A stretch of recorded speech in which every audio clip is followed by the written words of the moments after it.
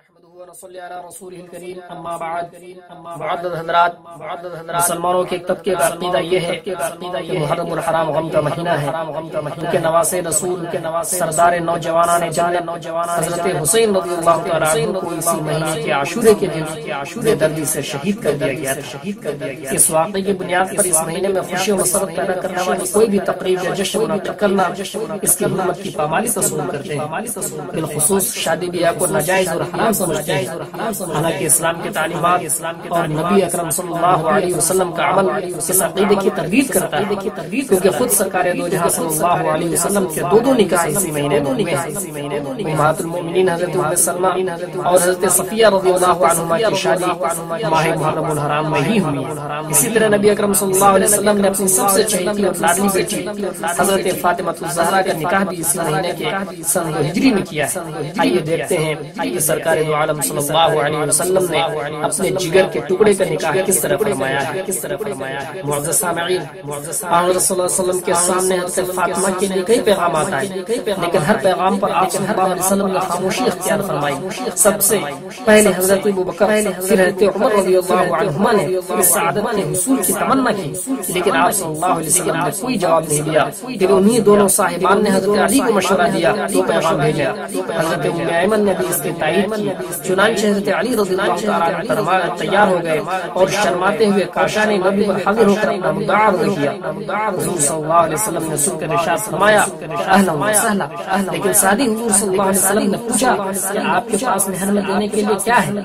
حضرت علی نے عرض کیا میرے پاس تو کچھ بھی نہیں ہے۔ سرکار دو عالم صلی اللہ علیہ وسلم نے پھر پوچھا کہ جنگ بدر میں جو زرہ ملی تھی وہ کہاں ہے؟ اس پر انہوں نے کہا وہ تو موجود ہے۔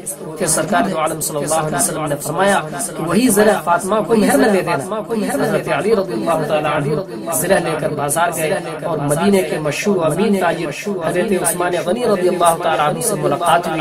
انہوں نے بازار میں آنے کی وجہ پوچھی۔ حضرت علی نے جواب دیا کہ زرہ بیچنے آیا ہوں۔ حضرت عثمان غنی نے پوچھا کتنے میں؟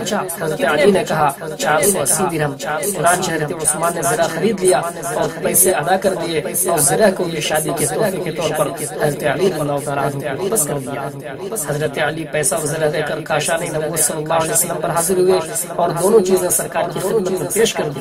حضرت عثمان غنی رضی اللہ تعالی عنہ کی حسن و سلوک کا بھی تذکرہ کیا۔ سرکار دو عالم صلی اللہ علیہ وسلم نے حضرت عثمان کو دعا دی اور رقم حضرت ابوبکر کو دیتے ہوئے فرمایا کہ جاؤ اور شادی کے سامان لے آؤ۔ حضرت ابوبکر رضی اللہ تعالی عنہ نے ایک لحاف، ایک کھجور کی چھال بھرا ہوا گدا، دو چکیاں، ایک مشکیزہ اور دو مٹی کے گھڑے لے آئے۔ جب تیاریاں مکمل ہو گئیں حضور صلی اللہ علیہ وسلم نے اپنے خادم حضرت انس رضی اللہ تعالی عنہ کو حکم دیا کہ انصار و مہاجرین کے فلاں حضرات کو بلا لائیں۔ چنانچہ کچھ ہی دیر میں حضرت ابوبکر، عمر فاروق، عثمان غنی، سعد اور دیگر حضرات کو بلا لائے۔ مجلس نکاح منعقد ہوئی۔ خود سرور کائنات صلی اللہ علیہ وسلم نے بصیرت خطبہ نکاح پڑھا اور ارشاد فرمایا کہ علی میں نے تمہارا نکاح فاطمہ بنت محمد سے 400 مسقال حق میں سے عوض کر دیا ہے۔ حضرت علی نے فرمایا مجھے منظور ہے۔ حضور صلی اللہ علیہ وسلم نے حضرت شیخان کو مخاطب کر کے فرمایا کہ انی اشہدکم انی زوجت فاطمہ بعلی۔ زوجین کو دعا دیتے ہوئے ارشاد فرمایا جمع اللہ شملکما وبارک علیکما واخرج منکما کنزا طیبا۔ جب قبول کے بعد کھجور سے بنی ہوئی ایک پلیٹ منگوائی گئی اور مجلس میں تقسیم کروائی گئی۔ جب رخصتی کا وقت آیا حضرت علی نے ایک مکان کرایہ پر لیا۔ ادھر ہے ام ایمن سیدہ کو لینے کے لیے آئی۔ حضور صلی اللہ علیہ وسلم نے امہات المؤمنین کو رخصتی کی تیاری کا حکم دیا۔